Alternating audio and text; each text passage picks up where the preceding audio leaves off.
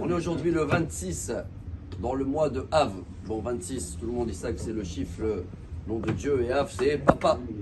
Alors on a un grand Shabbat devant nous, Shabbat Mevarchim. On va annoncer Rosh Chodesh Elul qu'il arrive, si Dieu veut, la semaine prochaine, mardi, mercredi.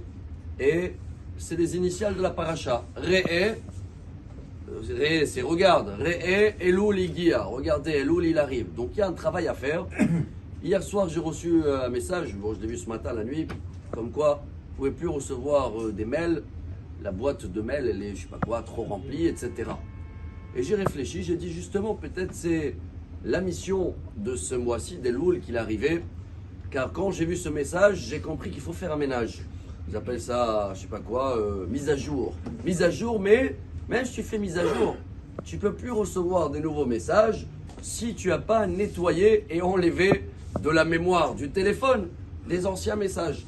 Chacun connaît cet exemple. Mais moi, ça m'est arrivé pile là ce matin. J'ai dit, oh, c'est un message. Hein. À partir de ce Shabbat, on doit se préparer à ce mois qu'il arrive, le mois d'Elul, à faire un ménage parce que toute l'année, on a stocké des péchés, des mauvaises images, des mauvaises pensées, des mauvaises paroles.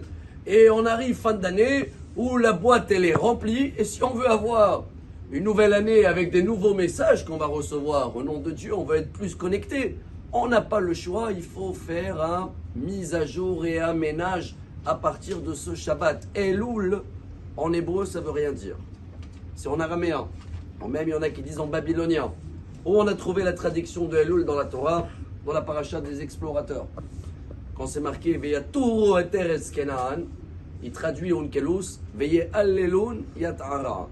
Elul, ça veut dire touriste. Pas touriste que regarder. Observer un petit peu toute l'année, commencer à réfléchir tout ce que je veux changer pour la nouvelle année, tous les nouveaux engagements et surtout tout le mauvais que j'ai fait.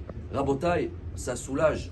Je pense que même dans le téléphone, j'ai déjà fait une fois, je sais pas quoi, tu te sens soulagé quand tu as effacé toutes les choses qui sont mauvaises. Tu as l'impression que tu es plus léger. Si c'est dans le téléphone comme ça, bien sûr que dans notre esprit et dans notre âme, ça va être comme ça. Mais si on ne fait pas le ménage et on continue à stocker, on arrive à une nouvelle année avec, il n'y a plus de place pour les nouveaux messages, chers amis. Alors venez, on profite de ce Shabbat. Le rabbi de Lubavitch disait, Shabbat Mevarchin du mois d'Elul, ça rattrape tous les Rosh Chodesh ou tous les fois où on n'a pas donné assez kavod au Rosh Chodesh dans l'année.